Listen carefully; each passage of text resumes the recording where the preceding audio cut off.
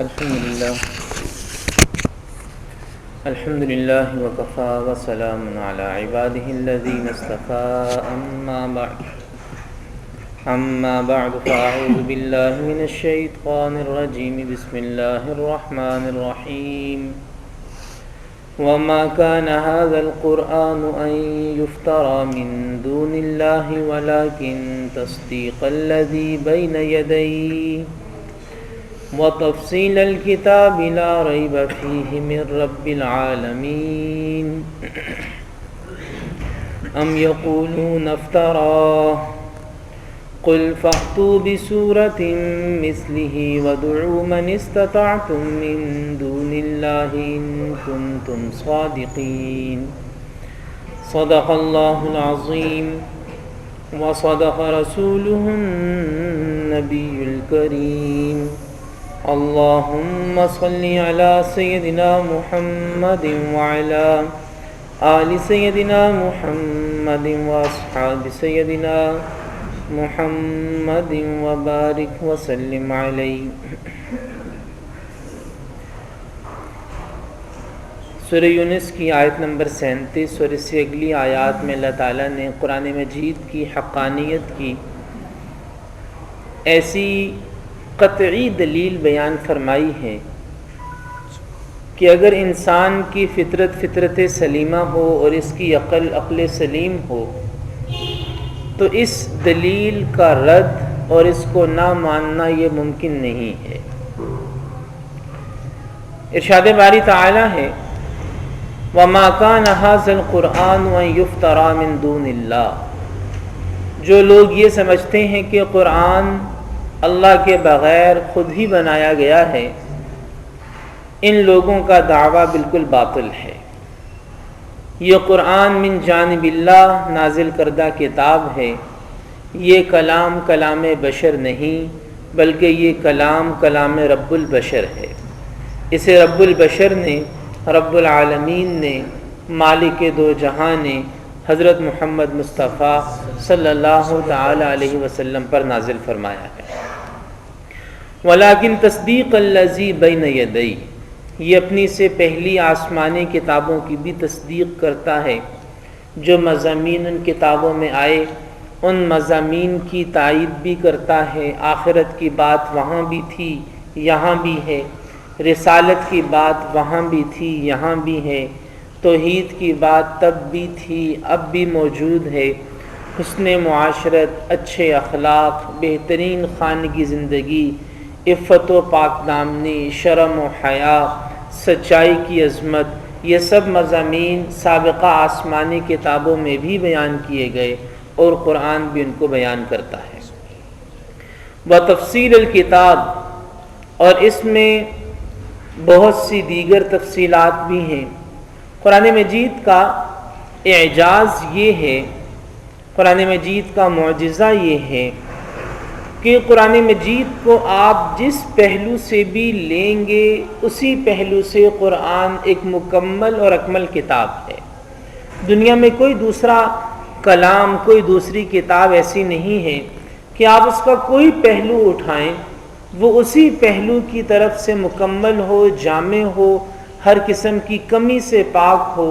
ہر قسم کے نقص سے پاک ہو۔ دنیا میں کوئی دوسرا ایسا کلام نہیں ہے۔ بے شمار پہلو ہو سکتے ہیں۔ مثال کے طور پر قرآن مجید کی معلومات کا پہلو، قرآن مجید کی معلومات ایسی شاندار اور یقینی معلومات ہیں کہ 1450 سال گزر جانے کے بعد اب جب کہ تحقیق کے نئے آلات دریافت ہوئے، تفتیش کے نئے راستے کھلے، معلومات تک رسائی آسان بھی ہوئی، یقینی بھی ہوئی، یعنی جب یہ قرآن نازل ہوا اس وقت معلومات کے راستے انتہائی محدود تھے۔ ایک چیز کو حاصل کرنے کے لیے، ایک چیز کو جاننے کے لیے کئی مہینوں کا سفر درکار ہوتا تھا۔ معلومات کے راستے بہت محدود تھے۔ اب معلومات کے حصول کے راستے غیر محدود ہیں، لیکن قرآن مجید کی حقانیت میں، قرآن مجید کی معلومات کی صداقت میں آج بھی ایک رتی کے برابر بھی فرق نہیں آیا ہے۔ تو معلومات کی صداقت، قرآنی مضامین کی صداقت، یہ قرآن مجید کے اعجاز کا پہلا پہلو ہے۔ اور دوسرا پہلو اس کے کلام کی عظمت، اس کا اسلوب بیان، اس کے معانی اور قرآن مجید کا طرز نگارش اور اس کی فصاحت و بلاغت، اس کی سلاست، اس کے الفاظ کی خوبصورتی، اس کے اسلوب کی خوبصورتی۔ یہ قرآن مجید عام طور پہ ہوتا یہ ہے کہ جب ایک ادیب یا شاعر وہ معلومات پر زور دے رہا ہوتا ہے تو لفظی خوبصورتی کم ہونا شروع ہو جاتی ہے، اور جب لفظی حسن و جمال پہ کوئی ادیب یا شاعر زور دیتا ہے تو معلومات کم ہونا شروع ہو جاتی ہیں، معلومات کمزور ہونا شروع ہو جاتی ہیں۔ لیکن قرآن مجید اپنی معلومات کے اعتبار سے بھی کامل و مکمل ہے، اور اپنے الفاظ اور اسلوب کی خوبصورتی کے اعتبار سے بھی کامل و مکمل ہے۔ اور پھر قرآن مجید کی جامعیت، یعنی زندگی کا کوئی شعبہ ہو، پاکی کے معاملات ہوں، پاکی کے مسائل، نماز کے مسائل، عبادات ہیں، آگے چلیں تو انسان کی مکمل انفرادی زندگی، پھر انسان کی مکمل اجتماعی زندگی، اسی پر بس نہیں، ایک ریاست کا نظام، پوری ریاست کو کیسے چلایا جائے، اور پھر ریاست کی خارجہ پالیسی کیا ہونی چاہیے، اور پھر ملکوں کے باہمی تعلقات کیسے ہونے چاہیے۔ یعنی قرآن بات شروع کرتا ہے ایک شخص کی انفرادی زندگی، اور انفرادی زندگی کے بھی انفرادی مسائل جیسے پاکی کے مسائل، قرآن وہاں سے بات شروع کرتا ہے، اور قرآن مجید اس بات کو عالمی سیاست تک لے کر آتا ہے کہ ملکوں کے باہمی تعلقات، اور صرف اسی پر بس نہیں، پھر قرآن اس زمین کا نقشہ کھینچتا ہے، اور قرآن پھر اس زمین سے آگے ہمیں لے کر جاتا ہے۔ قرآن ہمیں فضاؤں میں، ہواؤں میں، فلکیات میں، اور قرآن ہمیں اس پورے کائنات کے نظام عالم پر غور و فکر کی دعوت تک لے کر جاتا ہے۔ یعنی آپ دیکھیے کہ بات شروع کہاں سے ہوتی ہے اور بات جاتی کہاں ہے۔ قرآن مجید کی جامعیت یہ اس کے اعجاز کا ایک پہلو ہے، اور اس کی حفاظت، یعنی ساری کی ساری امت مسلمہ کا اس بات پر اتحاد اور اتفاق ہے، اور کافر بھی اس بات کو مانتے ہیں کہ اس وقت جو قرآن ہمارے پاس موجود ہے، پوری دنیا میں پڑھایا جا رہا ہے، اور اب صورتحال یہ ہے کہ انشاءاللہ قیامت تک کے لیے اب اس قرآن میں تحریف اور تبدیل کا امکان ختم ہو گیا، کیونکہ قرآن مجید جس انداز میں اس وقت چھاپا جا رہا ہے، اور جس انداز میں قرآن مجید کمپیوٹر کے اندر اور موبائلز کے اندر اور دوسرے ڈیجیٹل آلات کے اندر محفوظ ہو رہا ہے، اور جس تعداد کے اندر قرآن مجید زبانی یاد کیا جا رہا ہے، اب انشاءاللہ قیامت تک اس میں تحریف اور تبدیلی کا امکان ختم ہو گیا۔ اس سے پہلے بھی جو 1450 سال گزرے ہیں، پوری امت مسلمہ کا اس بات پر اتفاق اور اتحاد ہے، اور غیر مسلم بھی اس بات کو مانتے ہیں، اور تحقیق سے بھی یہ بات ثابت ہوئی ہے کہ قرآن مجید اس وقت جو ہمارے پاس موجود ہے یہ اسی حالت میں ہے، اسی ترتیب کے ساتھ ہے جو حضرت محمد صلی اللہ علیہ وسلم پر نازل ہوا۔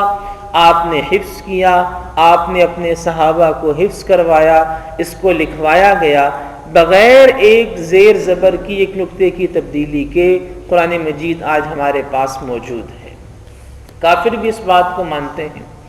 اور قرآن مجید کے جو سابقہ اور قرآن مجید کے انتہائی ابتدائی نسخے، صحابہ کرام رضی اللہ تعالی عنہم کے زمانے کے لکھے گئے نسخے بھی جو ملے ہیں مخطوطات کی شکل میں، جو تحقیقات ہوئی ہیں، ان سے بھی یہ بات ثابت ہوئی کہ قرآن مجید کی ترتیب میں، اس کے الفاظ میں، اس کے مضامین میں ایک حرف کا بھی فرق نہیں آیا ہے۔ دنیا میں ایسی کوئی دوسری کتاب نہیں ہے کہ جو اتنا عرصہ گزر جانے کے باوجود بھی تحریف سے، تبدیل سے، تغییر سے، تبدیلی سے پاک ہو۔ دنیا میں ایسی کوئی دوسری کتاب موجود نہیں ہے۔ تو میں نے عرض کیا کہ قرآن مجید کو آپ جس پہلو سے بھی دیکھیں گے، پھر دلوں میں اس کی محبت کا پہلو دیکھیں کہ دلوں میں اس کی محبت ایسی ہے کہ ایک سادہ مسلمان جو قرآن مجید کے ایک لفظ کا بھی ترجمہ نہیں جانتا، لیکن قاری قرآن پڑھ رہا ہے اور یہ مسلمان زار و قطار رو رہا ہے، اس کی ہچکیاں بندھی ہوئی ہیں، باوجود یہ کہ اس کو سمجھ نہیں آ رہا۔ اور انتہائی غریب اور پسماندہ لوگ بھی اپنا پیٹ کاٹ کے اپنے بچے کو قرآن مجید حفظ کروا رہے ہیں۔ یہ قرآن مجید سے محبت کی بات ہے۔ تو کوئی پہلو ایسا نہیں ہے، قرآن مجید کا کوئی رخ ایسا نہیں ہے کہ جس سے آپ قرآن مجید کو دیکھیں اور قرآن اپنی ذات میں ایک کامل اور مکمل کلام کی حیثیت سے سامنے نہ آئے۔ کوئی پہلو ایسا نہیں ہے۔ پھر قرآن مجید کی تفاسیر دیکھیے، پھر قرآن مجید پر ہونے والی تحقیقات دیکھیے۔ دنیا میں جس کتاب پر سب سے زیادہ کام ہوا، جس پر سب سے زیادہ تحقیقات ہوئیں، جس کی سب سے زیادہ شروحات یعنی تفسیرات لکھی گئیں، جس پر سب سے زیادہ لوگوں نے اپنی زندگیاں لگائیں، وہ قرآن مجید ہے۔ دنیا کی سبھی زبانوں میں قرآن مجید کا ترجمہ موجود ہے۔ دنیا میں ایک بھی ایسی زبان نہیں ہے جس میں قرآن مجید کا ترجمہ نہ ہوتا ہو یا قرآن مجید کی تفسیر نہ کی جاتی ہو۔ دنیا میں ایک بھی زبان ایسی موجود نہیں ہے۔ تو یہ عظیم الشان کتاب، یہ اللہ کی طرف سے آخری پیغام اور یہ عظیم تحفہ اللہ سبحانہ و تعالی نے ہمیں عطا فرمایا، جس کے بارے میں ارشاد ہے لا ریب فیہ من رب العالمین، اس میں کوئی شبہ نہیں ہے اور یہ پروردگار عالم کی طرف سے نازل کردہ ہے۔ ام یقولون افترا، یہ لوگ کہتے ہیں کہ یہ تو خود بنا لائے ہیں، محمد عربی صلی اللہ علیہ وسلم خود بنا لائے ہیں۔ اگر وہ خود بنا لائے ہیں تو قل فأتوا بسورۃ مثلی، تم اس جیسی ایک صورت ہی بنا کر لاؤ، ایک صورت۔ یہ قرآن مجید کا کھلا چیلنج ہے، 1450 سال سے قرآن کا یہ چیلنج ہے، فأتوا بسورۃ مثلی، اس جیسی ایک صورت ہی بنا کر لے آؤ۔ اور اسلام کے دشمن باوجود اپنی پوری کوشش کے اس سوال کا جواب نہیں دے سکے۔ جس وقت قرآن نازل ہو رہا تھا، بڑے بڑے مشرکین مکہ، بڑے بڑے شاعر، ادیب، خطیب موجود تھے، اپنی اپنی کوششیں بھی انہوں نے کی، لیکن تاریخ میں ایسے واقعات ملتے ہیں کہ جب لوگ قرآن مجید کے مقابلے میں کلام بنا کر لائے، کچھ شاعروں نے کوشش کی قرآن کے مقابلے میں کلام بنانے کی، تو مورخین نے لکھا ہے کہ ان کا کلام دیکھ کر لوگ مسلمان ہوئے، لوگوں نے جوتے مارے کہ بھئی اس کلام کو تم قرآن کے مقابلے کا کلام کہتے ہو، اور اگر تم جیسا شاعر قرآن کا یہ مقابلہ کرتا ہے تو پھر اس کا مطلب یہی ہے کہ قرآن حق ہے، اللہ کی طرف سے ہی نازل کردہ ہے۔ جنہوں نے مقابلے کی کوشش بھی کی، اول تو کسی کو ہمت نہ ہوئی، چند ایک واقعات ایسے ملتے ہیں، اگر کسی نے کوشش بھی کی تو اسے کافروں نے جوتے مارے کہ کیا تم اس کلام کو قرآن کے مقابلے میں پیش کرتے ہو۔